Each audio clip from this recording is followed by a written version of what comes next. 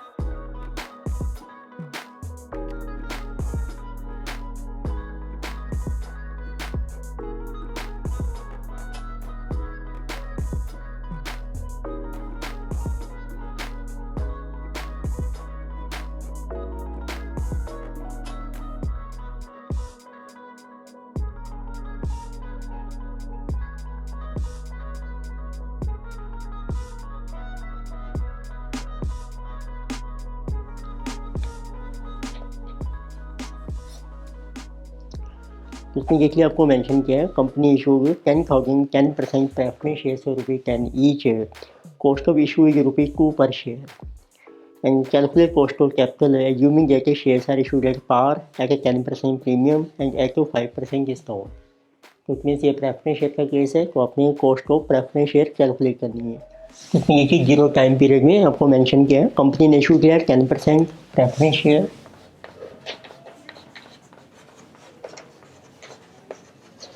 This is of ₹10 और इसमें फिर आपकी इशू कॉस्ट है दैट इज ₹2 पर शेयर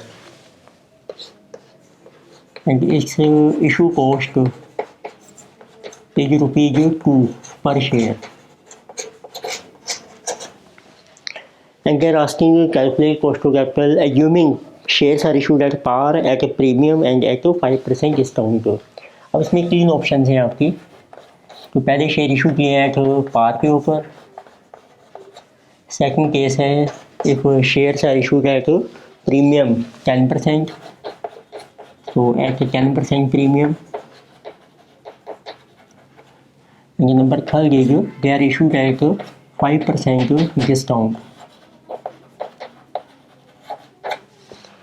तो इसमें आपको लाइफ मेंशन नहीं की, तो इट मीन्स लाइफ आपकी इन्फिनिटी मानी जाएगी। So it is a perpetual preference share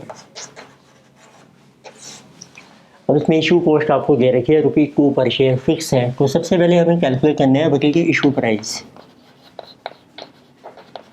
which is called P।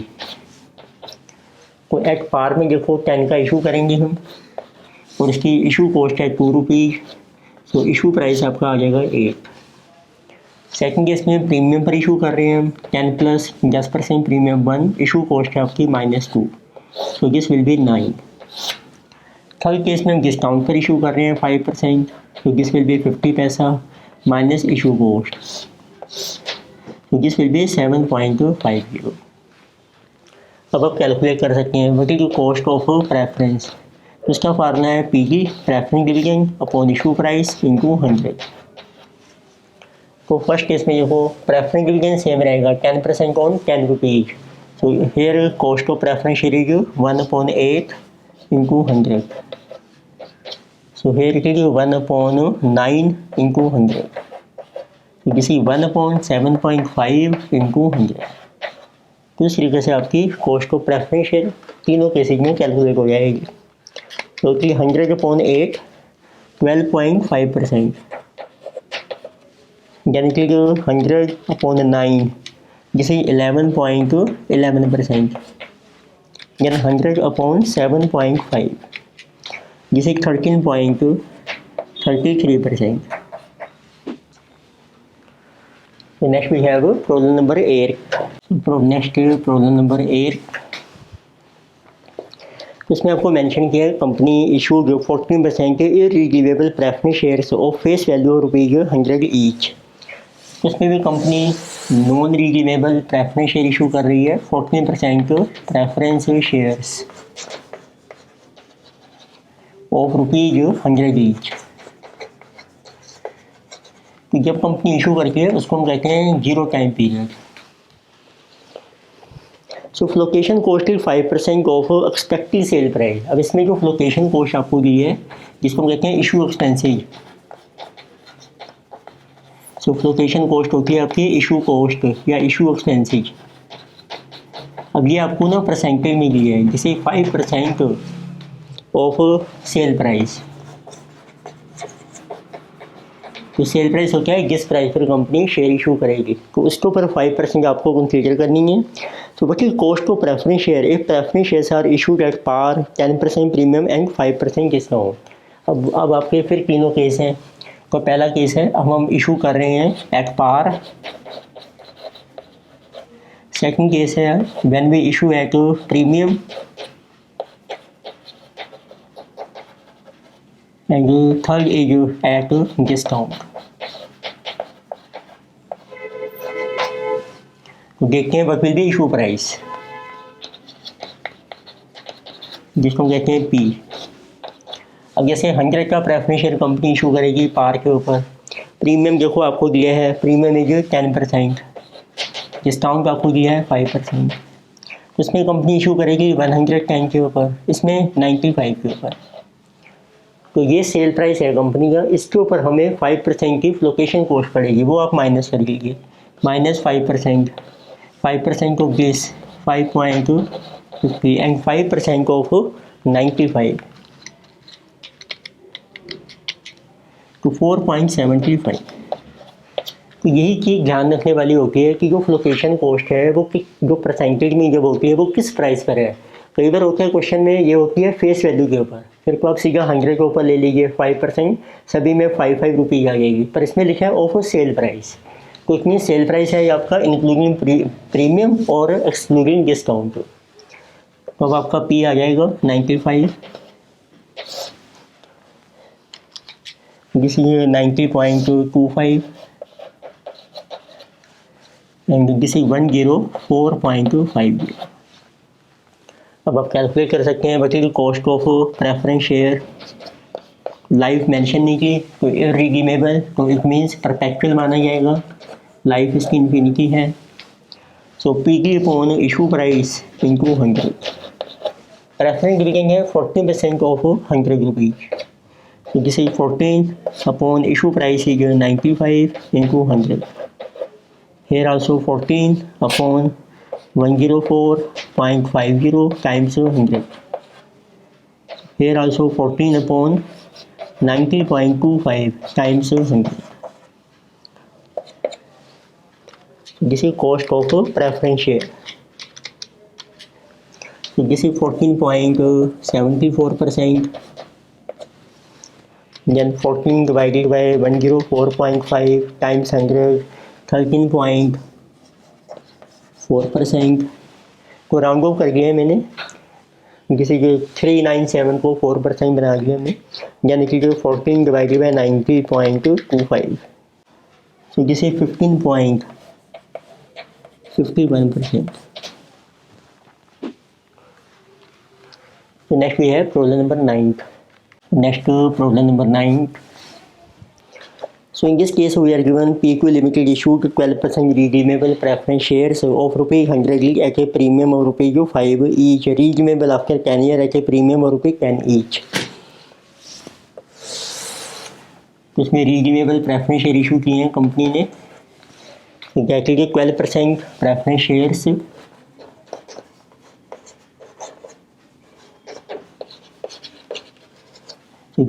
of ₹100 each, और इनको इशू किया है premium of ₹5, which means issue price है आपका 100 + 5 105 एंड रिडीमेबल आफ्टर 10 ईयर्स। तो इसकी लाइफ आपको दी है 10 ईयर्स। और रिडेम्पशन वैल्यू है आपकी redeemable at a premium of rupees 10 each. So this will be 100 plus 10, 110. Location cost of each share is ₹2. तो इसकी इशू कॉस्ट आपको दी है, देखिए कहा जो लोकेशन कॉस्ट ₹2, तो इसमें वो भी माइनस कर लीजिए, तो आपका नेट पी आ जाएगा, इशू प्राइस जो कंपनी को रिलाइज हो रहा है 103. So you are required to calculate cost of preference share capital ignoring dividend tax, और इसमें कोई डिविडेंड टैक्स नहीं है. तो सिंपल फार्मूला है, लाइफ आपको दी है मतलब cost of preference share, this is preference dividend plus redemption issue price upon life upon R plus T divided by 2 times 100. Preference dividend जो है 12% on 100, redemption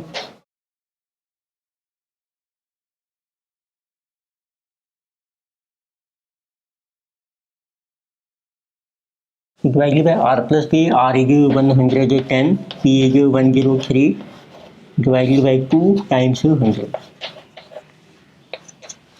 So this is coming 7.10.7, so this is 12.7 into 100, और उसका कर लीजिए आप average 106.5.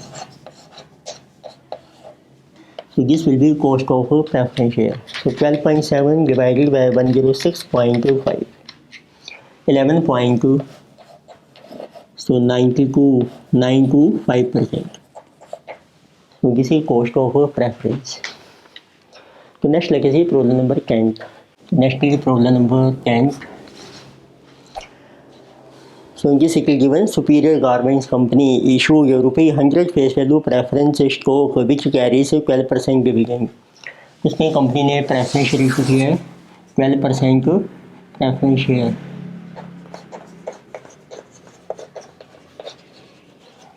So of ₹100. So this is issued and preference capital is repayable in 2 equal installments at the end of 10th year and 11th year respectively.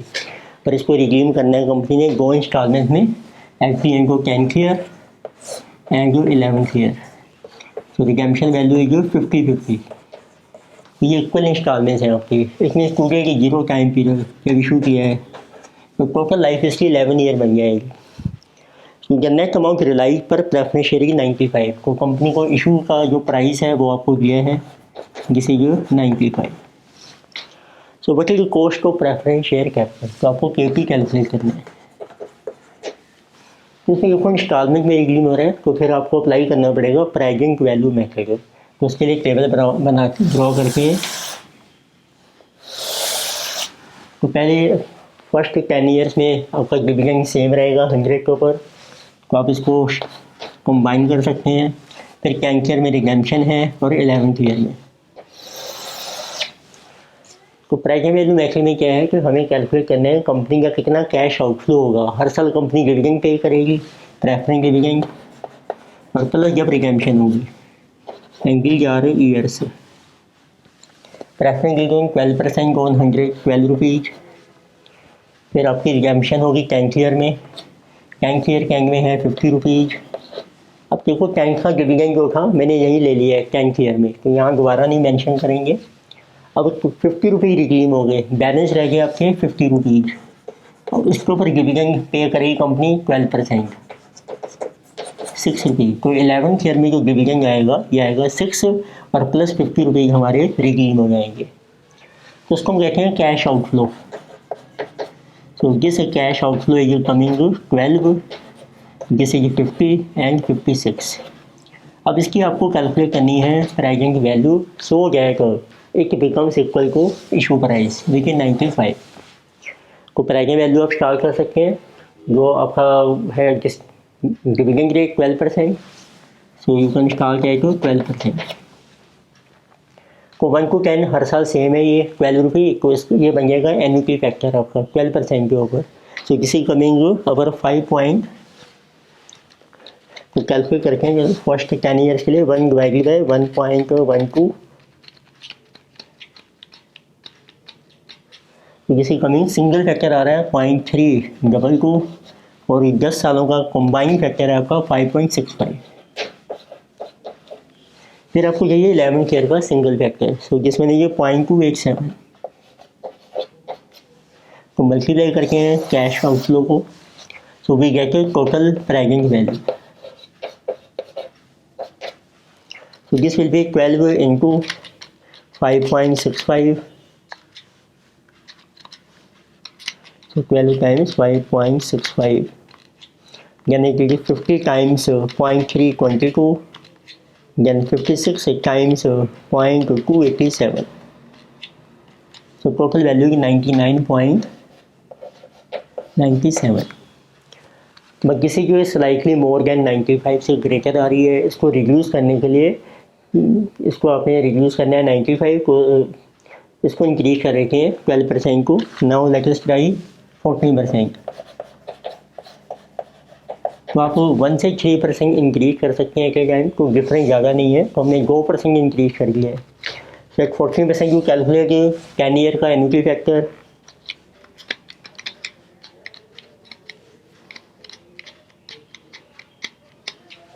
तो single factor is 0.227 और आपका total factor है 5.216 and single factor for 11th period 0.237।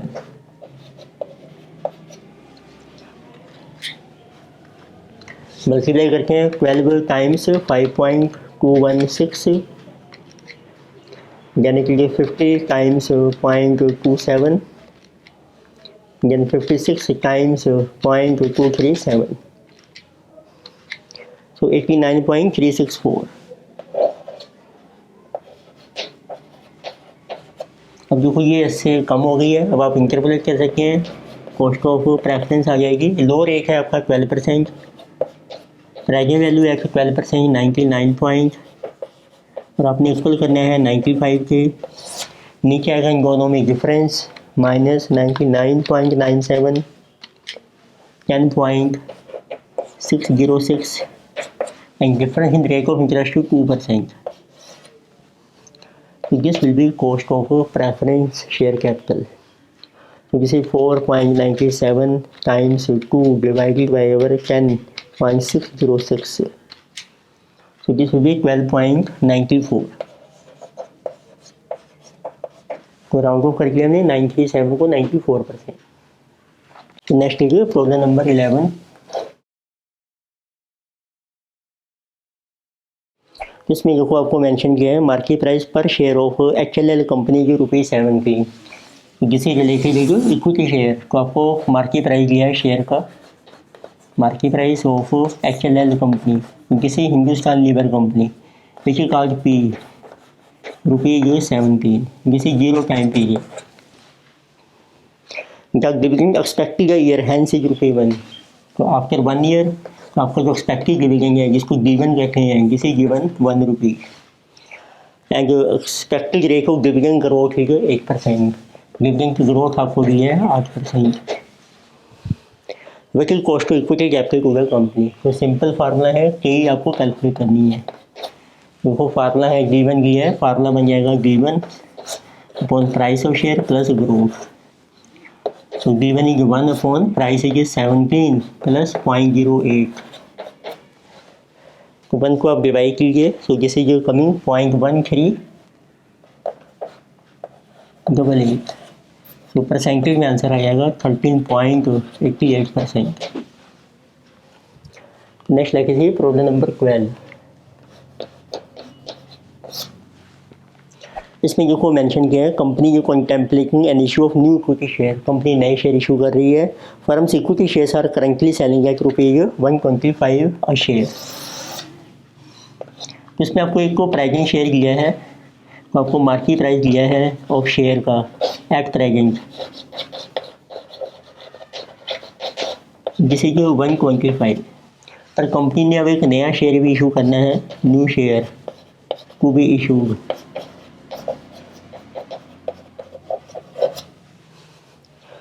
And for this purpose historical pattern dividend payments आपको पिछले 5 सालों के ना dividends दे रखे हैं। लाइक फर्स्ट ईयर में it was 10.7, 11.45, 12.25, 13.11, 14.03। The flotation costs are expected to be 3% of current selling price of share। अब देखिए कंपनी नया शेयर इशू करती है तो उसमें हमारी इशू कॉस्ट पड़ेगी हमें 3%, जिसका नाम है फ्लोटेशन कॉस्ट। तो इसमें से न्यू शेयर का इशू प्राइस आप निकाल सकती हैं, what will be issue price. तो ये हो जाएगा 125 आपका प्राइस चल रहा है, माइनस करके उसमें से 3% flotation cost. So this is coming to be 125 minus 3%, 121.25।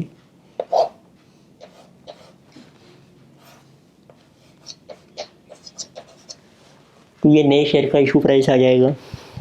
तो you are required to determine the growth rate in dividend. तो देखो आपको क्या क्या कैलकुलेशन करनी है। एक तो आपको बताना है कितनी ग्रोथ है आपकी डिविडेंड्स में, and second what is cost of existing equity capital. अब जो प्रेजेंट हमारा इक्विटी शेयर कैपिटल है उसकी कॉस्ट कैलकुलेट करेंगे हम, K E. So and assuming growth rate continue forever, ये ग्रोथ आपकी कांस्टेंट रहेगी। And also calculate cost new equity share, जो नए शेयर इशू किए हैं उसकी भी के ई आपको कैलकुलेट करनी है। अब देखो ग्रोथ कैसे कैलकुलेट करेंगे डिविडेंड्स की, वो देखते हैं पहले। आपको देखो डाटा दिया है फॉर द पास्ट 5 ईयर्स के डिविडेंड्स दे रखे हैं आपको, 1, 2, 3, this is 4 and 5. So what are dividends? The dividends are 10.7, then it is 11.45, then 12.25, 13.11, then it is 14.03। ये आज आपका जो है ये करंट ईयर है आपका, क्योंकि ये हमें जो डिविडेंड दिए ना पास्ट 5 ईयर के लिए, तो it means today we are at the end of year 5। तो ये हमारा करंट ईयर बन जाएगा जिसको कहते हैं 0 ईयर। तो ये जो डिविडेंड है ये तो बन गया आपका D0, करंट डिविडेंड ये जो 14.03। अब ग्रोथ कैसे कैलकुलेट करेंगे, तो आप देखो डिविडेंड को कंपेयर करो इसको प्रीवियस डिविडेंड से, तो उससे आपकी ग्रोथ आ जाएगी। ग्रोथ का फार्मूला क्या है, कितना परसेंटेज चेंज है आपका डिविडेंड में। तो इट मीन्स चेंज आएगा 14.03 माइनस किया आपने 13.11, तो ये चेंज आ जाएगा। इसकी परसेंटेज निकालो, पिछले साल का जो डिविडेंड था 13.11 इंटू 100, जिससे कहा ग्रोथ इन डिविडेंड। जब आपको ऐसे 4-5 सालों के डिविडेंड दिए होते हैं पिछले सालों से, तो 14.03 माइनस 13.11 डिवाइडेड बाई 13.11, जिससे करेंगे 0.07 मीन्स 7%। वेरीफाई करते हैं और एक साल और पीछे चले जाइए, उससे भी ग्रोथ आप निकाल सकते हो। देखो आपका एक साल पहले डिविडेंड था 13.11 और इसको कंपेयर करो उसके पिछले डिविडेंड से, 13.11 माइनस 12.25 डिवाइडेड बाई 12.25 इंटू 100। ये ग्रोथ भी आपकी सेम आनी चाहिए, जिसे 13.11 माइनस 12.25 डिवाइडेड बाई 12.25 इंटू 100, ये भी देखो आ रही है 7%। तो इट मीन्स पहला आंसर आ गया कि जो ग्रोथ है आपकी, ग्रोथ अब ये ग्रोथ आपकी कांस्टेंट रहेगी फ्यूचर में। So growth is 7%। अब कैलकुलेट करते हैं उसी कॉस्ट ऑफ इक्विटी। एक है आपका प्रेजेंट शेयर और एक है न्यू शेयर, जिसे cost of present share and what is the cost of new share. तो कुछ नहीं डिफरेंस क्या है कि जो हम प्राइस लेते हैं ना P, जो प्रेजेंट शेयर होता है उसका तो लेते हैं करंट प्राइस।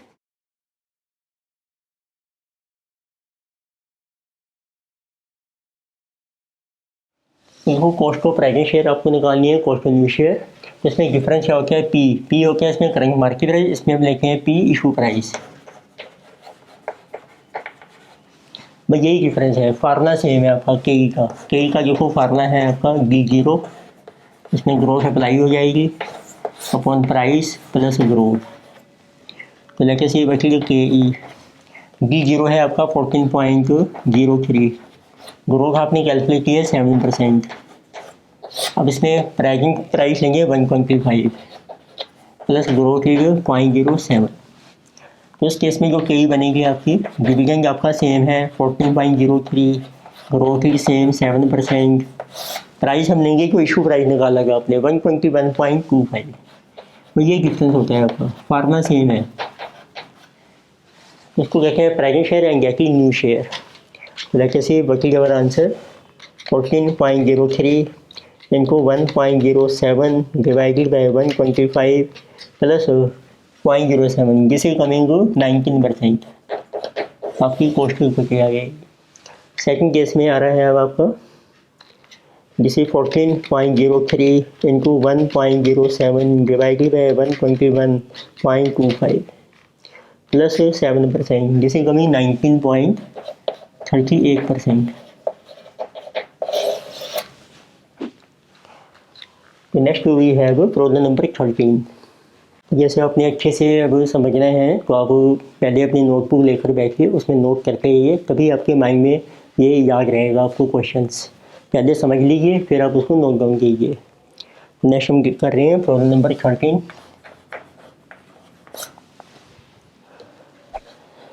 इसमें आपको मेंशन किया है Y limited retains ₹5 lakh out of its current earnings, the expected rate of return to the shareholders if they have invested the funds elsewhere is 10%। तो इसमें कंपनी की रिटेन अर्निंग्स आपको दी हैं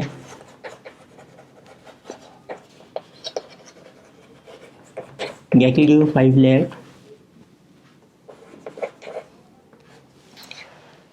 और इसके ऊपर रिटर्न मिल रही है कंपनी शेयर होल्डर्स को, यदि वो इन्वेस्ट करते हैं कहीं भी, जिसे 10%। इसको हम कहते हैं कॉस्ट ऑफ इक्विटी।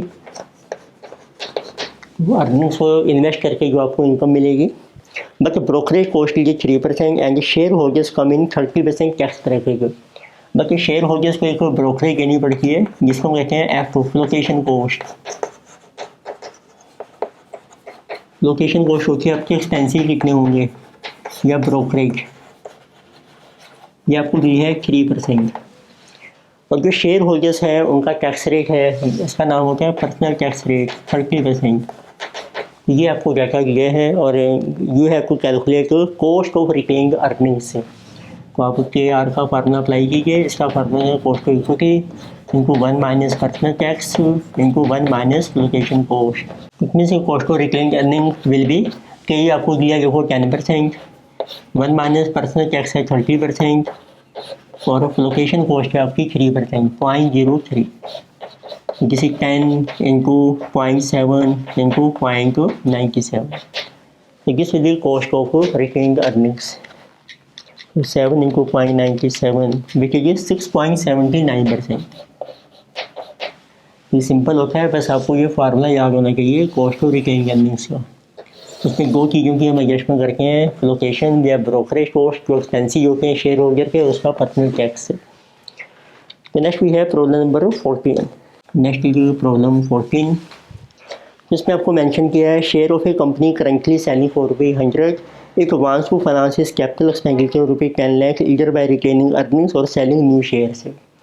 को कंपनी के शेयर्स हैं, उसका करंट प्राइस है 100 और कंपनी ने कुछ एक्सपेंशन करनी है, उसके लिए फंड्स चाहिए, तो उसके लिए या तो हम रिटेन करेंगे प्रॉफिट या हम नए शेयर इशू करेंगे।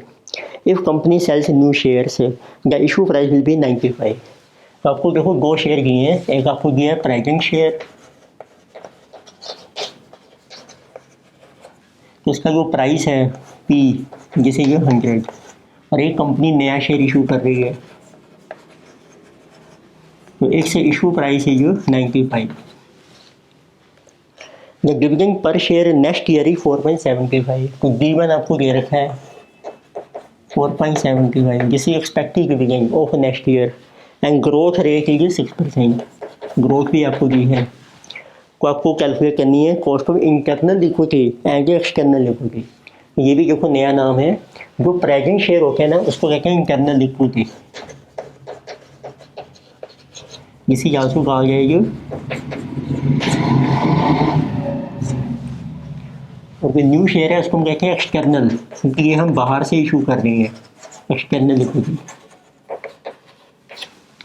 तो दोनों की अपनी कॉस्ट कैलकुलेट करनी है, जो फार्मूला सेम है, डिफरेंस क्या है बस पी में, इशू प्राइस में। तो फार्मूला क्या है आपका, कॉस्ट ऑफ इक्विटी गिवन आपको दिया है अपॉन प्राइस प्लस ग्रोथ। तो आपकी कॉस्ट ऑफ इक्विटी आ जाएगी फर्स्ट केस में, डिविडेंड है आपका 4.75, प्राइस है 100 प्लस ग्रोथ है 0.06, so this will be अगर 10.75%। सेकंड केस में आपकी कॉस्ट ऑफ इक्विटी आ जाएगी, डिविडेंड है 4.75 upon 95 plus 0.06, so this is 4.75 divided by 95, this is 5, this is 11%, this is cost of equity। Next we have problem number 15। Next we have problem number 15। इसमें देखिए आपको रखा गया है, company has been paying 20% dividend per annum constantly, compute average cost of equity if current market price of a share of ₹100 ₹160। तो आपको रखा गया है तो today share of ₹100 and its market price is 160 and company is paying dividend, so how much dividend it will be paying 20% constantly।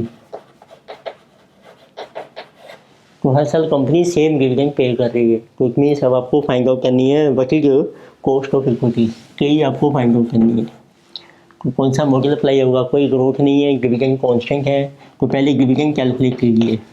Dividend calculate होगा जब percentage में होता है, this is calculated on face value, so 100 into 20%। अगर होता है students issue price पे ले लेते हैं, वो रॉन्ग हो जाएगा आपका। अब आप कैलकुलेट कर सकते हैं KE, फार्मूला अप्लाई कर दो, dividend upon issue price into 100, इसमें कोई ग्रोथ नहीं है, 20/160 इंटू 100, तो this will be our cost of equity 12.5%।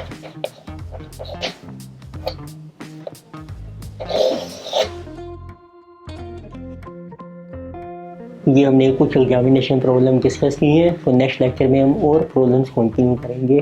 Thank you.